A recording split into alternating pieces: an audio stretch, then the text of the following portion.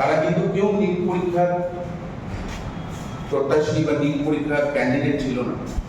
লড়াইটা করছে জনসাধারণের জন্য, লড়াইটা করছে যে এডুকেশন সিস্টেমটা আজকে প্রায় 40টা, প্রায় জলের পায়ের নিচের তলানিতে, সেই সিস্টেমটাকে রিভাইভ করার জন্য একটা প্রচেষ্টা, যে প্রচেষ্টায় এই দেশে শত শত ছাত্র ছাত্রী যুবক যুবতীরা আজকে যন্ত্র মন্ত্রে এই আন্দোলন করছে।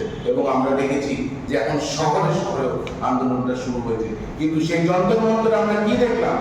সেই আন্দোলনকে রক্ষার জন্য ছাত্র ছাত্রীদের উপরে ইলেকট্রিক শক দেওয়া হলো। আমরা দেখেছি যে পুলিশের নেম প্লেট ছিল না। আমরা দেখেছি যে পুলিশের লাঠির পেছনে পেরেক লাগানো। আমরা দেখেছি কিভাবে পেলেটস মারা হয়েছে। এইভাবে ছাত্র ছাত্রীদের উপরে নৃশংসভাবে যে আক্রমণ, সেই আক্রমণ কিসের জন্য? ভেবেছিল এসব করে ভারতীয় জনতা পার্টি তাদের যে ডমিনেন্স পলিটিক্স করে, সেই ডমিনেন্স পলিটিক্সটাকে আবারও সেই জায়গায় করিয়ে রাখবেন, কিন্তু পারেননি। ব্যর্থ এই ভারতীয় জনতা পার্টির সরকার। তাই রাত্র 12টার সময় স্ক্রিপ্ট দেখে দেখে লাইভে আসতে হয় এই দেশের প্রধানমন্ত্রী। আজকে ছাত্ররা দেখিয়ে দিয়েছে, আজকে যুবকরা দেখিয়ে দিয়েছে যে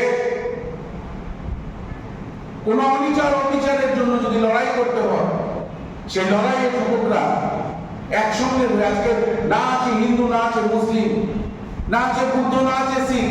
আজকে সেই যন্ত্র মন্ত্র আমরা দেখেছি একজন মুসলমান রোজ খাবার দিচ্ছে। আমরা দেখেছি শিখ কমিউনিটি থেকে গুরুদ্বারা থেকে খাবার আসছে। এটাই আসল ভারত।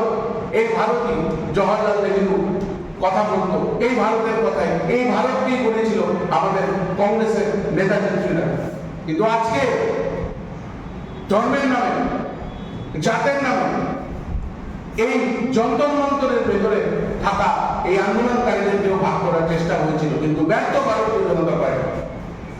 এবং আমরা এই যে ছাত্র ছাত্রীদের উপরে এইভাবে নৃশংসভাবে মারা হয়েছে তার তীব্র প্রতিবাদ জানাই। এবং ত্রিপুরা প্রদেশ যুব কংগ্রেসের এক বিশাল দল ত্রিপুরা সর্বভারতীয় যুব কংগ্রেসের ডাকে দিল্লি যন্ত্র মন্ত্রে কালকে পৌঁছাচ্ছে। এবং পুরো রাজ্য থেকে, পুরো দেশের থেকে যুব কংগ্রেসের সৈনিকরা আন্দোলনে নামছে। আমি এতটুকু বলতে চাই এবং আমরা এটাও বলতে চাই যে এই আন্দোলনের সাথ দিতে না পারলে এই আন্দোলনের ব্যাপারে উৎসাহ পাবেন না। এবং আমি সকল ছাত্রছাত্রীদেরকে আবার আবেদন করছি, এই লড়াই আমাদের যুবকদের জন্য, এই লড়াই ছাত্রছাত্রীদের জন্য, আগামী প্রজন্মের জন্য, যে প্রজন্মকে নষ্ট করে দেওয়ার নীল নকশাই ভারতীয় জনতা পার্টি গেছে। এই বলে আমি আমার বক্তব্য এখানে। অটল বিহারী বাজপেয়ী উনি হয়তো আজকে 12 বছর আগে যাচ্ছে, 8 বছরে এই মোদী জমানা, আমাদের রাজ্যে ট্রিপল ইঞ্জিনের জমানা বা দেশে ডাবল ইঞ্জিনের জমানা অনুভব করতে পেরেই উনি দুটি মূল্যবান কথা বলেছেন। বিভিন্ন অনেক কিছু সমর্থন যোগ্য। একটা ছিল মোদীকে গুজরাট দাঙ্গার পর বলেছিল রাজ ধর্ম পালন করুন। এটা আমরা কোন প্রতিফলন দেখি। আরেকটা কথা উনি বলেছিলেন মূল্যবান কথা, গৃহস্থের বাড়ির কুকুর যদি চুরি করতে দেখে ঘেউ ঘেউ করে চিৎকার না করে, তাহলে বুঝতে হবে চুপটা বা চোরগুলি কুকুরের খুবই পরিচিত।